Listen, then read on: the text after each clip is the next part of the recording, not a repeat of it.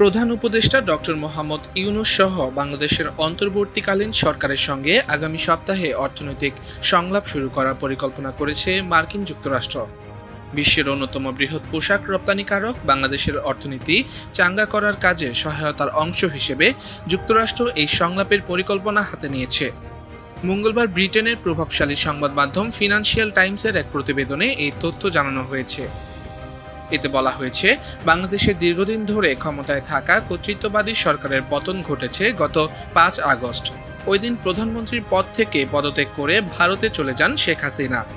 তার পদত্যাগের ৩ দিন পর বাংলাদেশে ডক্টর মোহাম্মদ ইউনূস নেতৃত্বাধীন অন্তর্বর্তীকালীন সরকার দায়িত্ব নেয়। অন্তর্বর্তীকালীন সরকার ক্ষমতায় আসার পর আগামী ১৪ ও ১৫ সেপ্টেম্বর ঢাকায় যুক্তরাষ্ট্র ও বাংলাদেশের মাঝে প্রথমবারের মতো উচ্চ পর্যায়ের অর্থনৈতিক সংলাপ অনুষ্ঠিত হওয়ার কথা রয়েছে। এই সংলাপে যুক্তরাষ্ট্রের প্রতিনিধি দলের সাথে বাংলাদেশের অন্তর্বর্তী সরকারের প্রধান উপদেষ্টা ডক্টর মোহাম্মদ ইউনূস ও বাংলাদেশের অন্যান্য জ্যেষ্ঠ কর্মকর্তা অংশ নেবেন বলে প্রত্যাশা করা হচ্ছে।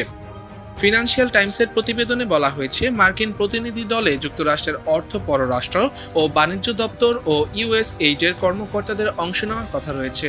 সংলাপে বাংলাদেশের আর্থিক ও মুদ্রানীতির পাশাপাশি আর্থিক খাতের বর্তমান পরিস্থিতি নিয়েও আলোচনা হবে।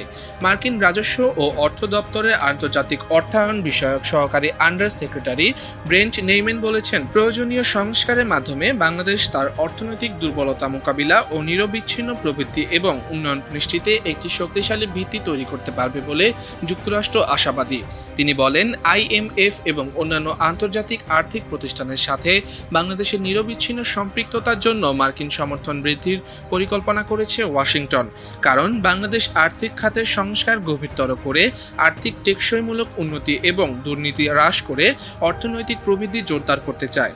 করোনা ভাইরাস মহামারী আর ইউক্রেন যুদ্ধ ঘিরে বিশ্ববাজারে ব্যাপক বিঘ্ন ঘটেছে। অর্থনৈতিক এই সংকটে জ্বালানি ও অন্যান্য পণ্যের আমদানি ব্যয় বেড়ে যাওয়ায় আঞ্চলিক উদীয়মান অর্থনীতির দেশ বাংলাদেশ $4.5 বিলিয়ন মার্কিন ডলার বেল আউটের জন্য ২০২২ সালে আইএমএফ এর দ্বারস্থ হয়। ফিনান্সিয়াল টাইমস বলছে, ঢাকায় অনুষ্ঠেয় সংলাপে মার্কিন যুক্তরাষ্ট্রের সঙ্গে আলোচনায় বাংলাদেশের আর্থিক এবং মুদ্রানীতির পাশাপাশি আর্থিক খাতের বর্তমান পরিস্থিতি নিয়েও আলোচনা করা হতে পারে বলে প্রত্যাশা করা হচ্ছে। মার্কিন কর্মকর্তারা বেসরকারি খাতের প্রতিনিধিদের সঙ্গেও সাক্ষাৎ করবেন।